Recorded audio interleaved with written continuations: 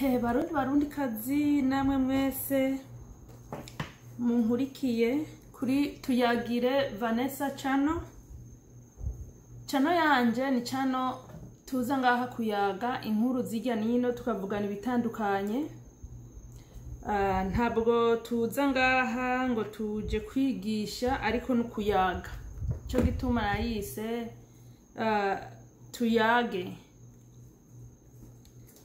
canke Tuyagire Vanessa. Rero uyu munsi nashaka tuyage ku bintu bikurikira.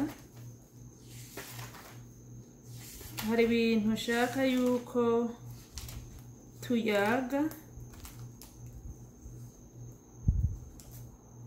kuri channel yacu ya Tuyagire Vanessa. Ibintu uyu munsi nshaka ko tuyaga ko ni ibintu bitatu. Ijambo ry'umutwe riravuga ngo abansi ni batatu. Abansi banje, abansi bawe unyumva ni batatu. Abansi b'umuntu uwo ari we wese ni batatu. Ubu tugomba turabe ubwo bwoko butatu bw'abansi. Umwansi wa mbere ni ubwoba. Waba uwo uri we wese, umwansi wa mbere mu buzima bwawe ni ubwoba. Ubwoba butuma udashika ku ntego wiyemeje. Iyo udashitse ku ntego wiyemeje, ubwoba buguteza ubukene, kuko naho koba ku kazi, naho yoba amashure, naho goba mu rukundo, na ubuzima bwose, iyo ubwoba buje bukagusumbya inkomezi, bukwicira bimwe woshitseko. Ubwoba niwo mwasi wa mbere wewe nanje dufise. Hama butera ubukene. Ubwoba buragwaza.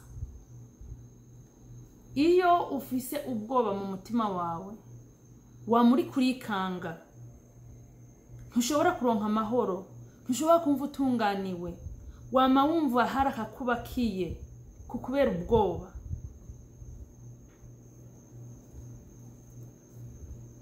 Iyo ufise ubwoba uribagira. Igituma wibagira nuko ubwenge bwawe buba bwatsiritse kuri cya kindi ufitiye ku bwoba, bugatuma wibagira vya bindi byose wari kurangurura. Kubera ubwoba bituma wibagira. Rero ubwoba buribagiza. Ubwoba buriba. Ubwoba ubufise buriba, burakwiba, bukwiba icizere wari wifitiye. Nukuvuga yuko hari umugambi wari ufise w'ibintu panga gushikako, kukubera bwa bwoba ntubishikako, burakwiba ca cizere. Ukumva wigaya ngo ntavyo noshobora, kumbura ukavuga ati ndacari muto ntavyo noshobora, cyangwa ukavuga ati ndashaje ntavyo noshobora, cyangwa ukavuga ati ndumwe ntavyo noshobora ndumwe. Urumva ubwoba bukwiba icizere, burakitwara burundu, ugasigara uri ngaho wumva umenga ntacu maze, ukumva umenga ntacu ufise, ukumva umenga mu ncamake, ukumva umenga uri gishushanyo cicaye aho kubera ubwoba. Ikindi, ubwoba burica. Iyo umuntu afise ubwoba, yamana ubwoba mu mutima, hari ingwara agwara, harimwo n'umurindi w'amaraso, hakabamwo no kudasinzira. Ivyo bintu rero iyo bibaye bibandana igihe kinini bikarenza urugero, urapfa. Ubwoba rero burica. Uwo ni umwasi wa mbere wewe nanje dufise ubwoba. Mu gitabo ca Yakobo igice ca 4 umurongo w'indwi haravuga hati nuko mugamburukira Imana ariko mugwanye wa mugwanizi nawe azobahunga. Rero ubwoba n'umwasi akugwanya n'umugwanizi. Kugamburukira Uhoraho nkuko tubandanya dutabariza Idamang Iryamugwiza Yvonne, kugamburukira Uhoraho rimwe na rimwe iyo ufise ubwoba ntushobora kumugwamburukira kubera ko Uhoraho aravuga mu ijwi riranguruye ati nkeneye uhaguruke unkorere iki niki, ariko bwa bwoba bukakugumya. Nagoma ndababwiza ukuri, ihagurutswa rya Idamange Yvonne canke Idamange Iryamugwiza Yvonne, nagoma ndababwiza ukuri yuko hatabuze abandi bakenyezi Uhoraho yahagurukije. Hari n'abandi bagabo benshi mu Rwanda canke baba muri diaspora Uhoraho yahagurukije, arabatuma bijya nyene Uhoraho yatumye Yvonne kuvugira abarenganwa. Abo bantu kubera ko bagwana na wa mwasi ubwoba baratinye guhaguruka. Kandi abo bantu wewe ni wumviye video uraza kuvuga ati nanje ndimwo, waratinye guhaguruka kubera iki? Hari umwansi uri kugwana nawe, nta wundi. Uwo mwasi wa mbere ubwoba. Nico gituma muri Yakobo havuga hati nuko mugamburukire Uhoraho ariko mugwanye wa mugwanizi. Uwo mugwanizi n'ubwoba. Gamburukira Uhoraho, kora bijya Uhoraho yagutumye, genda ubikore, ugwane na bwa bwoba, nawe azobahunga. Ni wavuga ati ndagiye kubikora nkuko Idamange Iryamugwiza Yvonne yabikoze, akavuga ati ndagiye kubikora, yarabikoze, yatsinze umwasi wa mbere Idamange Iryamugwiza Yvonne yatsinze ubwoba yarabutsinze. Wewe wa munyarwandakazi wewe kuranyumviriza, uwo mwasi ushobora kuba utaramutsinda, ariko Idamange Yvonne canke Idamange Iryamugwiza Yvonne yakubereye akarorero. Mutorere ko akarorero ngo niwagamburukira Imana uzagwana n'uwo mugwanizi, ubwo bwoba nawe uzamutsinda. Ubu rero hagaze yuko mwese muhaguruka mukagwana n'ubwo bwoba, mukagwana n'uwo mwasi mu buzima bwa misi yose, mukuvugira abandi.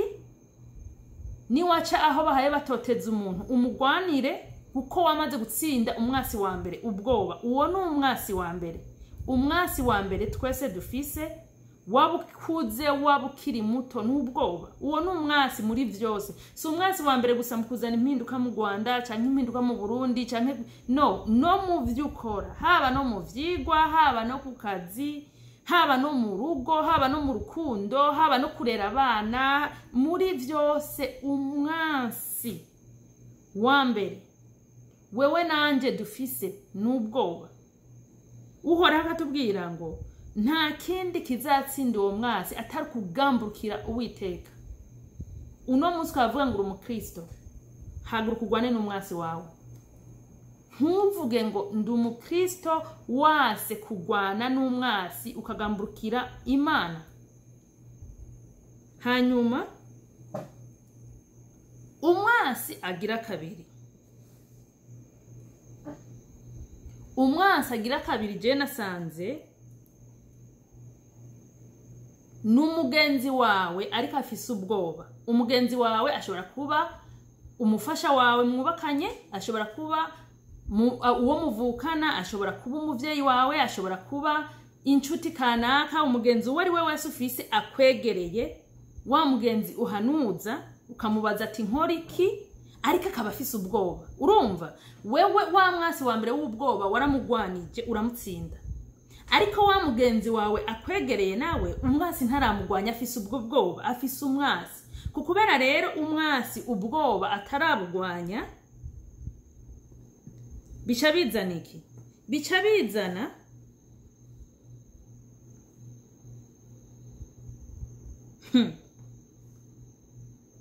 bica bizana iki iyo ugiye kumuhanuza ati numva ngiye gukora iki niki ngiye kugamburukira Imana mvugira abarenganwa ngiye kugamburukira Imana mfasha uriya muntu ngiye kugamburukira Imana mpebe akazi nkora ko abantu bakugirira abandi nabi ahubwo mpige akazi gakora ibikorwa vy'Imana uwo mugenzi kukubera ko agifise ubwoba aza kubera umwasi aza kubwira toya azaguhanura ibisunitswe na bwa bwoba bwiwe akubwira toya ti ntubikore kukubera ki wa mwasi ubwoba canke uwo mugenzi wawe ukamugisha inama y'ivyo ugiye gukora ivyo ari byo byose ukamwihaniza ukubera umwizeye ukavuga ati ndakwinginze ibi nibi ndakubwiye ntuzobivuge kukubera ko nawe akigwana n'umwasi wiwe arubwo bwoba agaca hindukira akavuga imigambi yawe akamena yamabanga yawe yamabanga utashaka ko ari numwe amenya bya bindi kumbore wari ugipanga canke wari warapanze utashaka ko numwe amenya agaca abivuga kukubera iki ivyo bintu wamubariye yaravye asanga nivyamenyekana wabikoze kukubera ari umugenzi wawe bazohava bamubwira ngo nawe ubidusigurire agaca amena ibanga akagenda kubivuga kukubera iki ubwoba umugenzi wizeye akaba umwansi kukubera ubwoba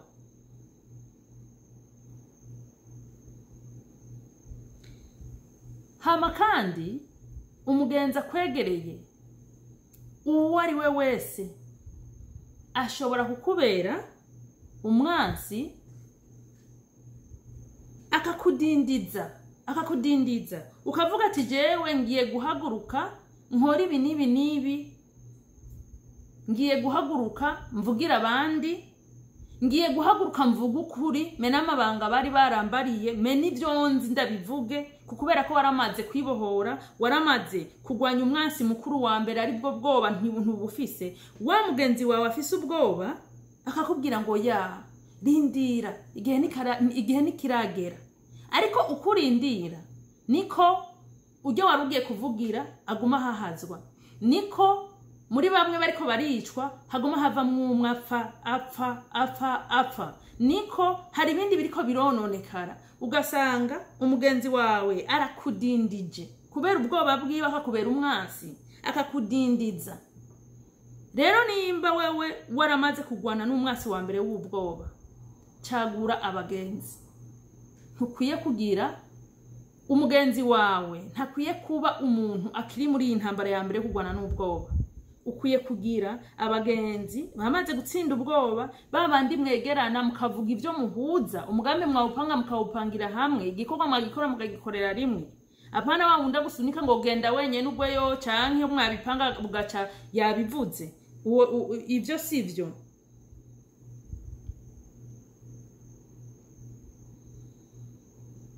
hanyuma kandi uwo mwese agira kabiri ari we nshuti kwegereye ari we mugenza kwegereye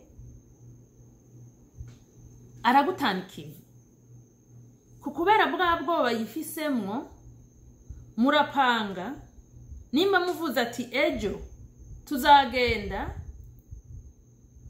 tuje kubaza nakayazimi yo bamutwaye akarorero Bahati atejo tuzovyuka tugende kuri ribu tubaze iyo Bahati bamushize akemera mukavyuka mukagenda mwagera mukayira agatangura gutitira agatangura gutetemera akatoya tije birasa ndasubira inyuma ukubera iki afise ubwoba wavuye mu rugo yavuye mu rugo mwiteguye kumbure muri 5 muri 10 mugabo avuye mwabatanye kivi aragiye kubera ubwoba rero ni umwasi wa mbere nta terambere uzoshika ko, nta muntu uzotabara, nta muntu uzoteza imbere, nta buzima, n'ubuzima bwawe uzabubura kubera umwasi wa mbere twavuze ubwoba.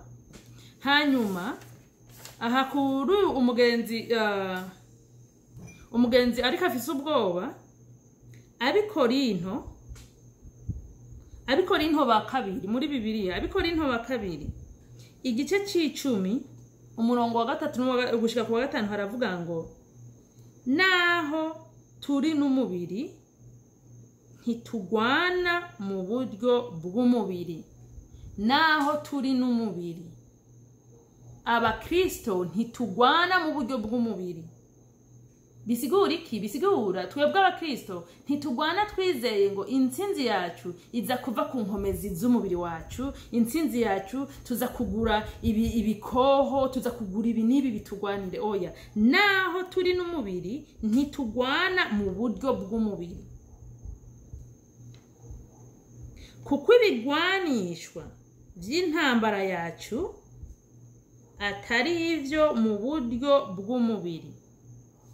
Naho turi n'umubiri ntitugwana mu buryo bw'umubiri, kuko ibigwanishwa by'intambara yacu, wibuke intambara urimwo, kuko ibigwanisha by'intambara yacu atari ivyo mu buryo bw'umubiri, ariko imbere y'Imana bifise ubushobozi bwo gushingura akarimbi. Ngo mwaciriwe umurongo utukura mutarenga. Ngo mwaraciriwe umurongo utukura ahantu mutarenga, icabatanzania bitagasopo. Ngo mwaraciriwe umurongo. Izi message zibandanya kuza gushigikira bene wacu b'Abanyarwanda mu karengane barimo. Ngo mwaraciriwe umurongo utukura ntarengwa. Ariko Abikorinto kabiri, igitabo cy'Abikorinto ca kabiri igice c'10 kuva ku murongo wa 3 gushika ku wa 5 hatubwiye hati naho turi n'umubiri ntitugwana mu buryo bw'umubiri, kuko ibigwanishwa by'intambara yacu atari ivyo mu buryo bw'umubiri, ariko imbere y'Imana bifise ubushobozi bwo gushingura akarimbi, wa murongo utukura. Ngo ivyo bigwanisho dukoresha ariko kandi ngo si ivyo mu buryo bw'umubiri, ngo bifise imbaraga canke inkomezi canke ubushobozi bwo gushingura akarimbi, bwo gufuta wa murongo utukura, umurongo ukagenda. Dushingura impari n'igishizwe hejuru cose. Ngo za nkomezi zitari izo mu mubiri, ngo zigashingura impari n'igishizwe hejuru cose, kihashiriwe kugwanya ukumenya Imana, dufata mpiri ivyiyumvirwa mu mitima vyose ngo tubigomorere Kristo. Dufata mpiri ivyiyumvirirwa mu mitima vyose ngo tubigomorere Kristo. Nukuvuga nubwo bokorana bakaja inama, tuza kubicuku, tuzobanyuruzuku, tuzobigenzuku, kwa kwizera za nkomezi zo muri Kristo cakigwanisha kitari ico mu mubiri, ngo bifata mpiri. Gufata mpiri nukuvuga ibintu byafashwe mpiri ntibishobora kwigobotora. Ngo bifata mpiri ivyiyumvirwa mu mitima vyose ngo bigomoregwe Kristo. Birafatwa mpiri mukabibohesha mu izina rya Kristo, uhoraho akaba ari we atunganya vya vyiyumviro bariko bariyumvira. Nico gituma nababwiye, iyo wamaze gutsinda umwasi wa mbere ubwoba, ni vyiza gucugira umugenzi nawe yatsinze ubwoba, kugira ngo muri ca gihe cyaha Abikorinto aho muba mugwana mutagwanisha umubiri, mube muri kumwe, ntagute ku kivi cyangwa nawe ngo umute ku kivi. Hanyuma umwasi agira gatatu, umwasi agira gatatu banyarwanda banyarwandakazi barundi kazi mwese abumva ururimi mvuga umwasi agira gatatu ni umwasi bwite umwasi wa mbere ni ubwoba umwasi wa kabiri ni umugenzi wawe agifise ubwoba kuko ntazigera aba kumwe nawe mu rugendo urimo agifise ubwoba hanyuma umwasi wa gatatu ni wa mwasi wawe bwite umwe uri kuragwana nawe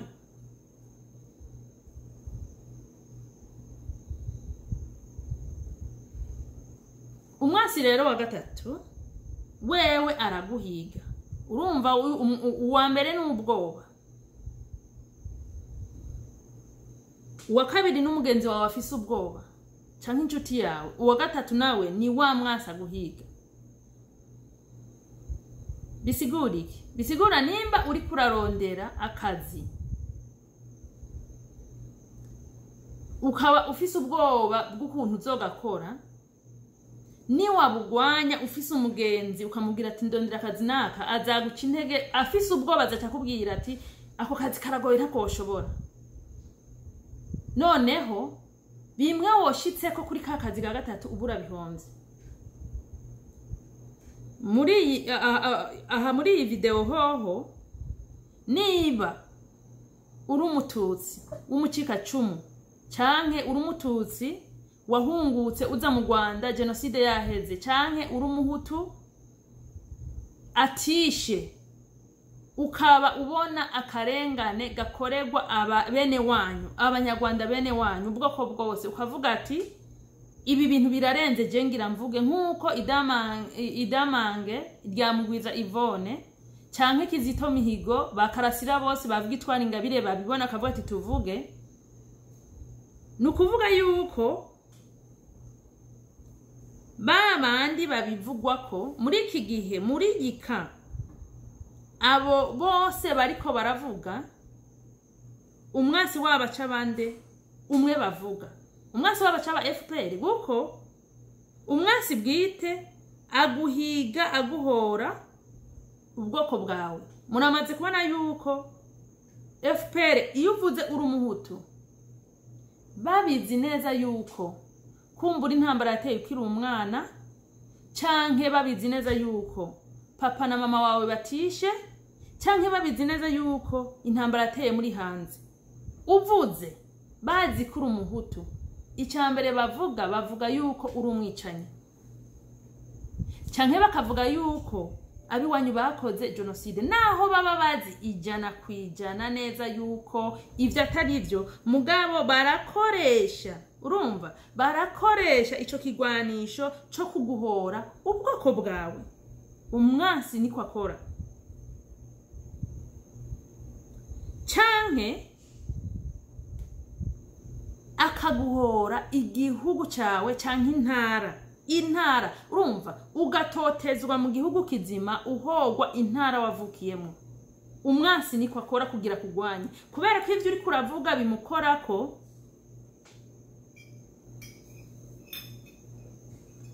kuko ivyo ariko aravuga bimukorako uri kuravuga bimukorako kandi akabazi yuko ari ukuri kandi akabazi yuko nubandanye ubivuga n'abandi bari bafise ubwoba bwo gutinya baraza bakwegere mu bivugire hamwe kandi akabazi yuko mumaze kubivugira hamwe inama ziwe canke inyungu ziwe zizasenyuka aca arondera icaguhora ataguhoye ubwoko ashobora kuguhora intara ahantu wavukiye intara mu gihugu kizima akaguhora intara ngo uriya no hariya ukabihogwa ico abonye kidashoboka iyo umwasi wawe abonye ico kidashoboka akabona ati intara ntikiza gufata aca hindura akaguhora ukusa ukureha uko waremwe ukuvuga ivyo akabiguhora ico ni kigwanisho kuri we akaguhora ukusa akaguhora mwarabonye ko bavuze Victoire Ingabire ukwasa bakamuvuga, baravuze idamange mwarabibonye, ibintu bimaramaje aho iciyita leta biyita ko bajejwe kurenganura abantu bose, biyitwa ko bajejwe gukingira abandi, aho baduka umuntu bakamutyoza bamuhoye ukwasa akamaramaza. Nta n'ahandi hantu biba aho leta yaduka abantu bayo ibaho. Ni nka kurya umuvyeyi yoja mu bana biwe, umuvyeyi gito yoja mu bana biwe ati we wa mwana usukume zuku, urumva kabatoteza kandi we yabavyaye. Leta ntibikwiye gutoteza abantu ko basa ukusi uko ariko kose. Leta ibikwiye kubona yuko uri agaciro mu gihugu cayo, kandi ibikwiye kubona akamaro umari igihugu cawe, wabura umwana, wabura umukenyezi, wabura urugwaruka rukiri ruto, wabushaje, uko levo zikurikirana baba bakwiye kubona ati uyu adufitiye akamaro aha n'aha n'aha. Mugabo arahindukira kubera wavuze ukuri uri kurabagwanya, baca bahindukira bakakwatakisha isura yawe. Ako n'akamaramaza, bakakwatakisha isura yawe. Canke umwasi akaba atakintu na kimwe mufa, mbere utari unazi ko ari umwasi wawe, ariko akagomwa ivyawe canke akagomwa abawe, akagomwa nk'itungo ryawe akarishaka akagipfuza, canke akifuza umugabo wawe, canke akifuza umugore wawe. Muri ico gihe ni ngombwa araseruka akakora ibishoboka byose ngo akunyage utwawe. Uwo ni umwasi. Rero uyu mwasi ameze uku nkuko nabivuze, ugifise wa mwasi wa mbere bwa bwoba ntushobora kumugwanya, naho woba utakibufise, ariko ufise wa mwasi wa kabiri, wa mukunzi nawe yaboshwe n'ubwoba, biragora yuko ushobora kugwanya uwo mwasi wa gatatu. Agashaka kukwiba ivyawe, aguhora ubusa ngo abigutware ivyo waruhiye, Kabarujugiro na basi na Paul Rwigara n'abandi bose muzi, ndetse n'abarya barimyi bato bato bakwa amashamba ya amasamvu yabo, imirima yabo bateramwo utujumbu n'utugori bagaburira abana. Umwasi akabigomwa akavuga ati bindabigutwara, akarondera inzira zose kugira ngo abigutware. Umwasi rero iyo yakugerageje muri bya bindi byose yakugwanyamwo, agasanga waraheze ubwoba, agasanga umwasi wa mbere waramutsinze, ndetse agasanga n'uwa kabiri ntumufise, ukaba uhanganye direct n'umwasi, aca akora iki?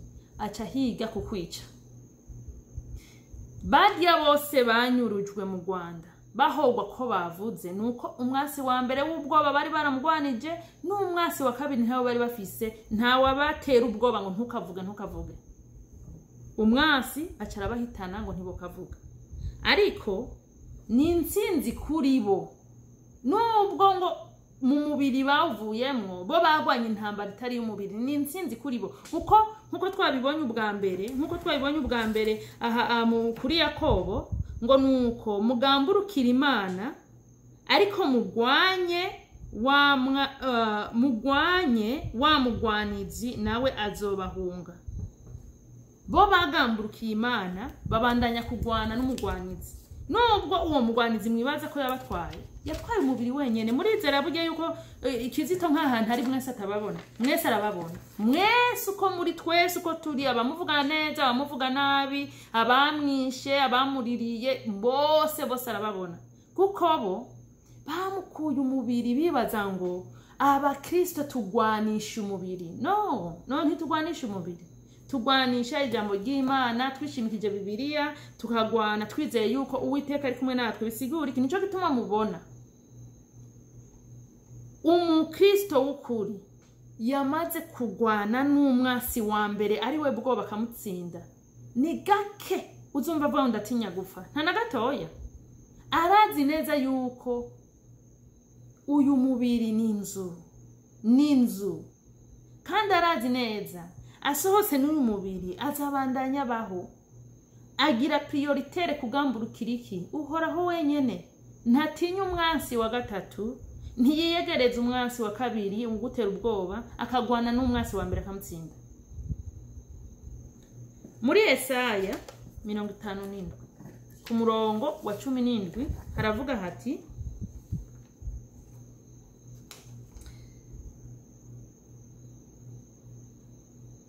ngo ntaco kugwanisha bacuriye kukugwanya kizogira ico kimara. Ngo ntaco kugwanisha. Urumva ikintu cyose bocura ari cyo kugwanisha, ikigwanisho yaba inkoho yaba imbugita cyaba igiki, ngo ntaco kugwanisha. Muri Yesaya 54 umurongo wa 17 ntaco kugwanisha bacuriye kukugwanya kizogira ico kimara. Kubera iki?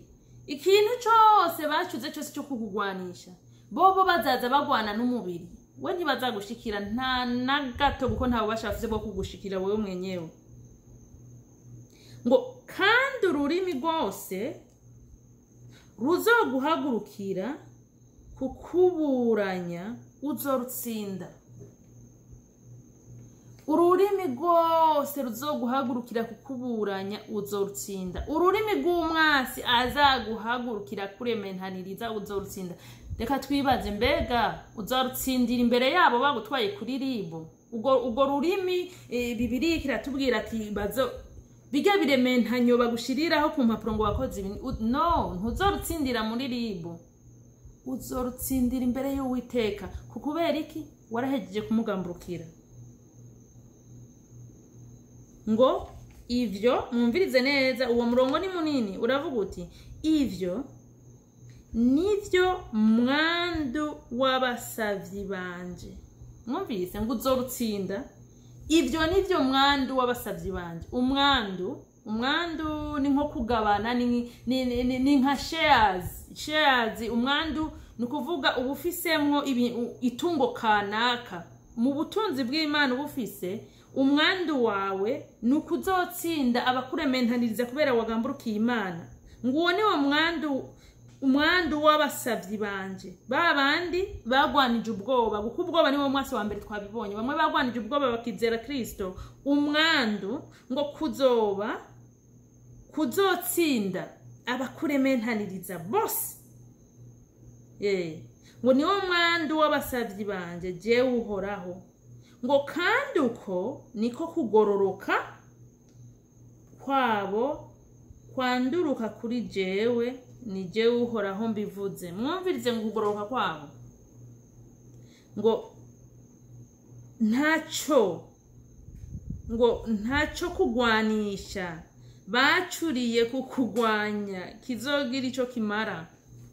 Bacura za grenade, bacura inkoho, bacura imbugita, bakoresha bya bitsinga twumva babaturiza, babaca ibihimba by'umubiri, bagirane. Ivyo bintu byose bakoresha bakugwanya, ntibagwanya wewe, bagwanya umubiri. Rero ngo ivyo byose bacurishiye byo kukugwanya, ngo nta na kimwe kizogira ico kimara. Ivyo bigwanisho byose ngo ntibizagira ico bimara, ntibizagira ico urumva bobo hajya baba bariko barikinisha imbere y'Uhoraho. Iyo bafata umuntu yagamburukiye Uhoraho, akaza kuvugira abagowe, akavugira impfuvyi, akavugira abapfakazi, abarenganwa mu gihugu, bijya byose bamukorera, bobo nibo baba basa n'abavyikorera, guko babikorera iki? Wa mubiri. Kubera iki? Ntibemerewe gushikira wewe mwenyewe bwite, ntibemerewe kugushikira. Uhoraho ntazigera abareka ngo ibigwanisho byabo wewe bigushikire.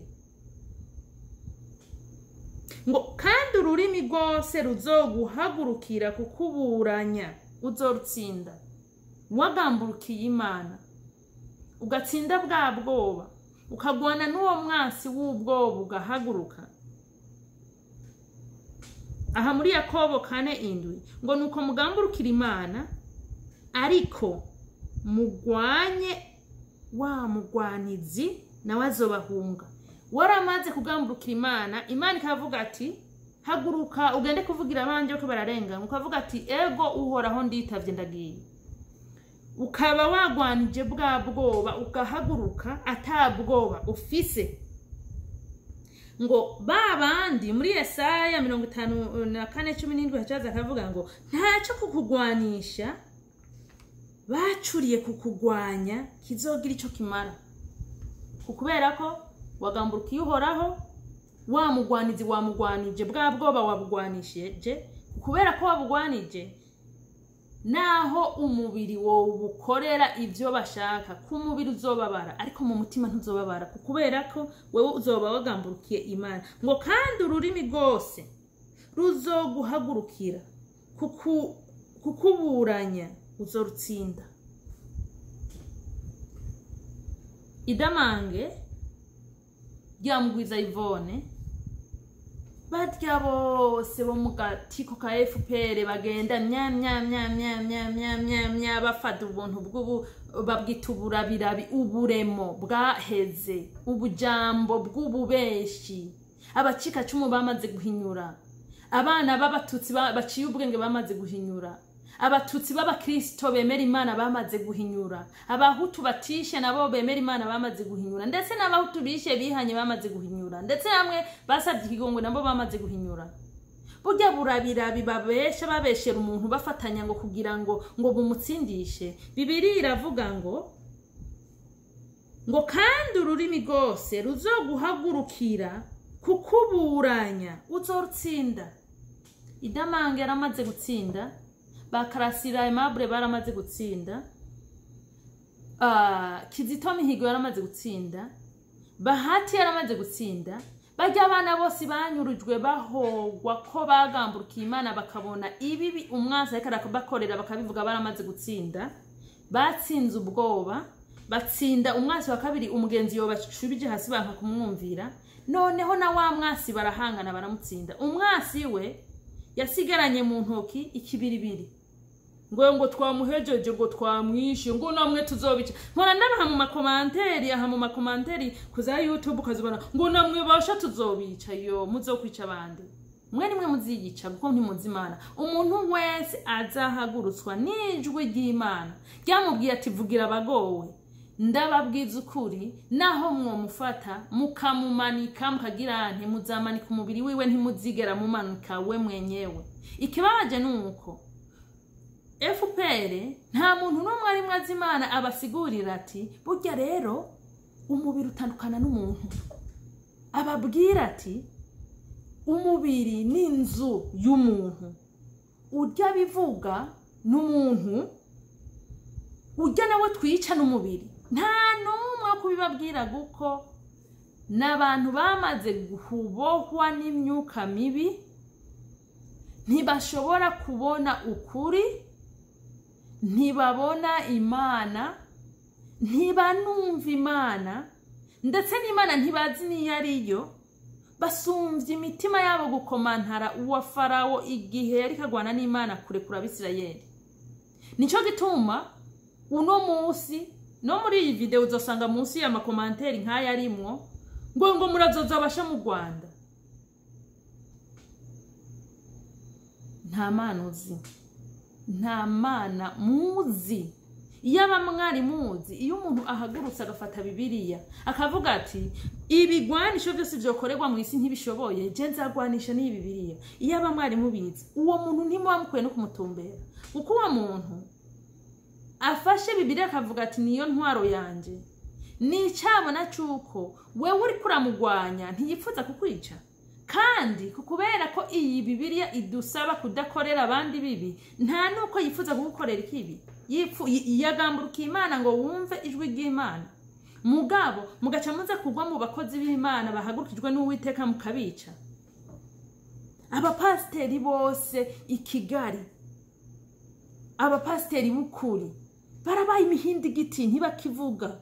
Kukubera iki? Benshi muri bo basanze nabo nubwo bahamagawe n'Uwiteka kubavugira ariko umwansi yaciye hirya ubwoba burabafata. Kukubera ko ubwo bwoba bwabafashe ntibashobora kuvuga kuko ntibaratahura bobo n'umubiri itandukaniro.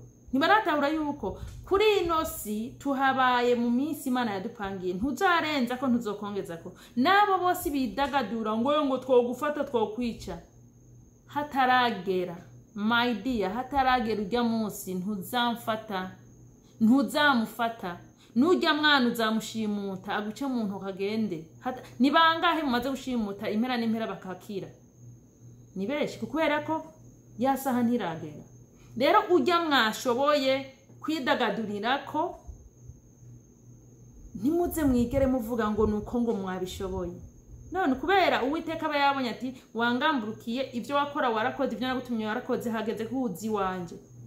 Wewe muba mumuruhuye imibabaro y'isi, guko iyo umuntu ahagurukira avugira abandi agira kabonge gasumba. N'ibintu abantu badatahura, guko guhagurukira uvugira umuntu si ikintu coroshe, si ikintu wari wese avuga ngo nzomuvugira. Murabona yuko hariho na benshi barenganya abana babo, abansi bakababwira ati nturyogore, bikanka kavugira umwana wiwe. Mwiyumvire aho ubwoba bugutekera kugeza aho utovugira umwana wawe, si ibintu vyoroshe. Iyo rero mubonye umuntu ihagurutse agahaguruka, ntaje muri nyungwe gufata buriya bukorogosha ngo ni nkoho, ariko agafata iyi muba mukwiye guca muvuga muti tuguhaye Uwiteka, mugambukira ukora ibyo agomba, guko nta na rimwe azaturira inzu yawe, nta na rimwe azabomora ibarabara, nta mubanya azica, nta maraso azasesa, guko yavuze ku by'ukuri ko azanywe iyi ntisesa amaraso, iyi ntisesa amaraso. Rero barundi kazi, banyarwanda kazi, namwe mwese mwumva uru rurimi tuvuga, n'igihe cawe wahuri cyo kwisuzuma ukaraba yuko aba bansi batatu dufise wabagwanije. Uyu mwasi agira gatatu ariyo leta irenganya abandi, canka ashobora no kuba umubosi wawe kukazi yakurenganya. Uyu ntushobora kumutsinda utaratsinda ubwoba wa mwasi wa mbere, ari nawe mubi cyane, guko wewe aragukura byose ugasigara wumva umenga uraboshwe. Umwasi wa mbere tuza kumutsinda ubwoba, utegereza gucagura abagenzi b'ukuri batafise ubwoba, hanyuma ugahangana n'umwasi agira gatatu widegemvya ufise abagushigikiye, abagusengera, babona ibyo urakora, batabona ibyo urakora ngo bakwihinduke baze kukuvuga, baze kukuvuma, baze umuryango ukakwihinduka bakaza kubesha ibintu, canke ugasanga babategetse no kuvuga ibitari ibyo. Kuko abagenzi bamaze nabo gutsinda ubwoba, nibo babwira ati ndahagurutse ngiye kuvugira uwarenganijwe, ntibaza kubwira ngo heba, baza kubwira ati genda. Leta niye bahamagara ngo mumwagirize, kubera batsinze bwa bwoba bazanka, bazavuga ati nta kintu na kimwe kibita umwagiriza, kubera nabo ntibazaba batinya umwasi uri kuragwana nabo. Ariko barundi kazi, banyarwanda kazi, nagoma ndababwiza ukuri yuko ubutegetsi dufise ubutegetsi abakoroni badusigiye, izi ngoma zigenda zikuranwa, ubu butegetsi bugenda bukuranwa, n'ubutegetsi bukurikiza amategeko yabashebuja nkuko umuntu abivuga abakoroni. Twebwe abanyagihugu nitwe dutegereza kugwana n'ubwoba, tukagwanya ubwoba kwanza, hanyuma tukagwanya abagenzi b'ubwoba ntitubiyegereze, hanyuma tugakorana umwete mu kurondera ubutegetsi bukunda abana babwo. Ubutegetsi umunyarwanda n'umunyarwandakazi araye ubusa nabwo burara bwicaye buvuga ati tubigenze gute. Ubutegetsi umurundi n'umurundi kazi araye ubusa nabwo burara bwicaye bukavuga ati tubigenze gute. Ubutegetsi butavuga ngo inyishu y'ibibazo nukunyuruza abana b'imyaka 20-30 uja kubaca ibihande ubazura amaso, ahubwo nugufata umwanya ukabumviriza, ukasubira ukabumviriza neza, ukabumviriza hanyuma ukabatunganiriza bimwe bagusaba mu neza. Ibwo nubwo butegetsi twebwe tuzarondera, nukuvuga yuko ubwo butegetsi twebwe abanyafrika tuzarondera n'ubutegetsi busenga bwubaha Imana yo mwijuru, n'ubutegetsi budafata umukoroni nk'Imana yabwo, n'ubutegetsi butaja mu nama n'abakoroni bugira imigambi y'ukuntu buzica bene bwo, n'ubutegetsi abanyagihugu bahagurutse ati ibintu bigenda neza batabaha amazina y'ibigarasha canke abateroriste. N'ubutegetsi butahura yuko nimba n'abakozi ba leta n'abanyagihugu, leta n'abanyagihugu. Abakozi ba leta uhereye kuri prezida ugashika kuri nyumba kumi, abanyarwanda sinzi ko bamwita umukuru w'akagari canke ba mudugudu canke bande, badya bose n'abakozi ba leta. Leta ninde? Leta ni wewe mu gihugu iwanyu, leta ni jewe mu gihugu iwanje. Nitwe tubashiraho amahera bahembwa, nitwe dukora n'inguvu kugira ngo amataxi abe menshi, baronka amahera menshi bahembwe. Nubwo tuzi ayo dukorera atabahaza, bigasaba ko bafata ingurane zo hanze bakihemba, tukabandanya tunakora kandi turiha n'izo ngurane. Bagaca bahindukira bakaza barobora umwe bamutwara bashira ku nyundo bica, batora bashira ku nyundo bica. N'umwanya wo guhaguruka tukumvira Imana. Nta hantu na hamwe muri iyi Bibiliya uzasoma havuga ngo niwumva mwene data wundi bamurenganya ngo urifuka mu maso wirenganire. Nta na hamwe kiretse ubutumwa muhabwa na bari abapasiteri bakorera abategetsi, bari abapasiteri batekewe n'ubwoba, nibo bazokubuza ngo ntukavuge.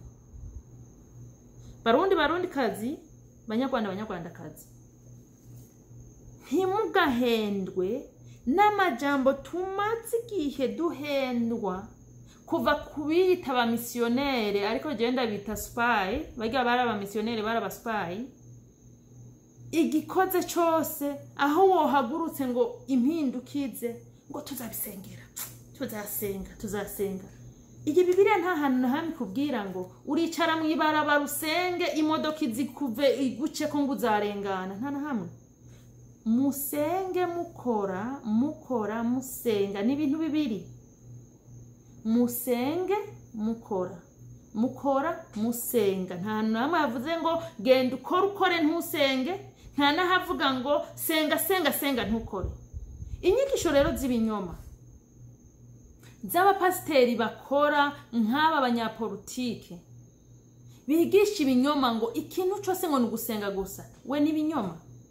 None se ko twabonye ngo Imana iyo wayigamburukiye, Imana iza kwigambukira no kuyisenga gusa, canke niya gutuma ati genda hanaha ukora ibishoboka byose bari abantu baronka amahoro nkuko yatumye Yona uzagenda. Ntivuga ngo ndagutumye genda uvugire abaraye ubusa ngo ucu genda mu cyumba winyegeze ngo kurasenga. Sivyo Imana ikubwira. Imana irazi kusenga. Imbere yuko uza gufuka musenga, Imana iba yakubonye kugira usenge. N'amajambo uza kuvuga iba yayabonye, arayo gushima arayo kuyigaya, iba yayabonye. Ariko iyo yaguhamagaye ati haguruka, nukuvuga urahaguruka ugakora ivyo yavuze. Twirinde abadusubiza inyuma, ari nabo batuma Afrika iguma hasi. Bavuga ngo tuzobisengera vyose bizoja mu buryo. Ntibizaja mu buryo tudakoze. Ntibizaja mu buryo wewe nanje tutaranka amacakubiri, abatwigisha amacakubiri ngo wewe uri ubwoko ubu ngo ntukifatanye na bariya, wewe nawe uri ubwoko ubu ntukifatanye na bariya. Abo tutarabanka ntibizaja mu buryo tucemera ko ubwoko bwacu, abakunzi binda dusangiye ubwoko bakoresha ubwoko bwacu mu kurondera inyungu zuzuza inda zabo. Ntibizaja mu buryo. Murundi kazi, munyarwanda kazi nyumva, na wewe mukongomani aho uriho, umuntu wese yumva ururimi mvuga, ntibizigera bija mu buryo n'umunsi wa rimwe twebwe tutarakora tugafata ingingo z'ivyo twanka. Ntibizaja mu buryo mu gihe abategetsi bakorera leta babandanya gusuzugura leta, kugaya leta. Wewe wa munyagihugu we ni wewe leta. Waba witwa kuciriritse, waba witwa kuri uwo hejuru, ni wewe leta. Bajya abandi bose guhera kuri prezida kumanuka n'abakozi ba leta, n'abakozi bawe. Nagomba ndabibarize, benshi muri mwebwe mufise abakozi bo mu ngo. Ni gari umukozi wawe ari wagutegeka ivyo urya, ari wagutegeka aho uza kuja, ari wagutegeka umwanya uza gutahirako, ari wagutegeka uwo muvugana n'uwo mutavugana, ari wagutegeka aho utemberera, ari wagutegeka aho gufatira ingendo naho kudafatira ingendo. Ni ryari? Nta na rimwe. Umukozi mwiza yama yumviriza ivyo shebuja na inabuja bamubwiye akaba ari byo akurikiza. Rero birantangaza kubona abakozi ba leta bazi yuko batikorera leta n'abanyagihugu, basuzugura bamwe babaha akazi bakabagaya bagasigara bikorera ivyo wabo, ariko bashitse mu ngo zabo bagasanga umukozi hari n'akantu gatoya yibagiye gukora bakamushwanira. Mugabo wewe wa leta, wewe wa munyagihugu, wewe uvugira abandi, wewe wabonye yuko abakozi bawe aribo bakozi ba leta bateko barakora neza, wavuga bagaca bagushimuta. Ni gari aba bakozi ba leta mu Rwanda, ni gari FPR, abo bakozi bo muri FPR barataha mu ngo zabo bagasanga abakozi babo ntibakoze ibikwiye, bavuga ati wa mukozi we ibi nibi ntiwabikoze neza, wa mukozi agaca mushimuta akaza kwicana. Hari hanama murumva ngo mu Rwanda umuyaya yashimutse nabuja za kumwica kubera ko nabuja yamubwiye ngo umwana ntiyogejwe, canke yamubwiye ati ivyombo tunsanze bitarozwa, canke yamubwiye ati wayengesheje. Haraho muravyumva, haraho murumva mu Rwanda umukozi wo mu rugo canke umurinzi, reka mvuga umurinzi, haraho murumva mu Rwanda ngo shebuja yatashe n'imodoka ayiparika kw'irembo, umurinzi yanka kugurura igipangu, agenda afata shebuja mukura mu modoka amwicira imbere y'igipangu. Haraho ivyo bintu muravyumva. Ni kubera iki? Ni kubera ko barya abakozi bubaha ababahaye akazi. Mugabo abo bantu nyene bubahwa bo ntibubaha abantu babahaye akazi, ntibubaha abanyagihugu babahaye akazi. Ni umwanya wo gutangura kwiga neza abo twemera ko batuyobora. Bizahera he? Bizahera mu gutangura kwanka ibi bintu vy'amoko abanyapolitike badutekeramwo by'ububeshi. Nimba hagurutse ari umuhutu ngo ntore, mumenye yuko ntaje mu izina ry'abahutu, ntaje no mu izina ry'abatutsi. Gisigura iki?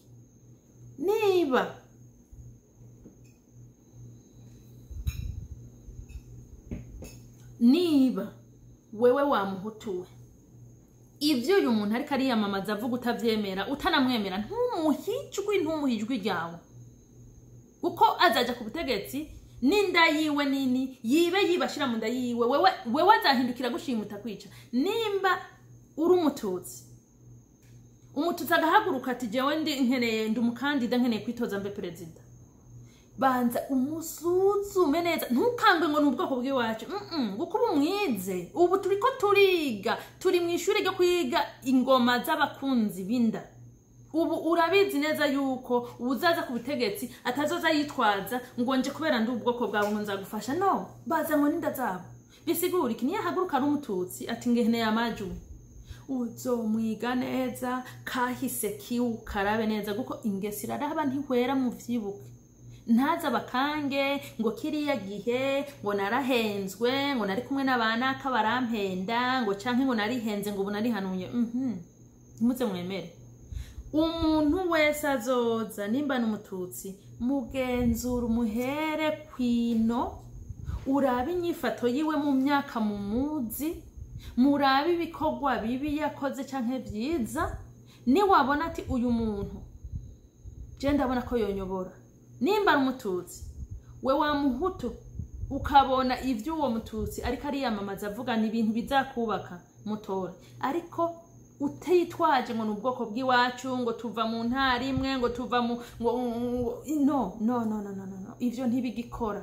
Nabakunzi binda twabonye yuko kuva abakoroni bahava bagiye babasubirira bose n'abantu baza bakorera inda zabo, guko nta hantu na hamwe bigeze bakorera ubwoko bwabo babesha ati nkorera ubwoko bwanje ati rero abatutsi bose turabaha oya baje bakora rakagwi kiba babara abahutu baza bakorera akagwi kabo babara abatutsi baza bakora akagwi kabo bidasigura yuko abatutsi bose bakize cyangwa abahutu bose bakize. Ubu rero aba bajambazi aba bakunzi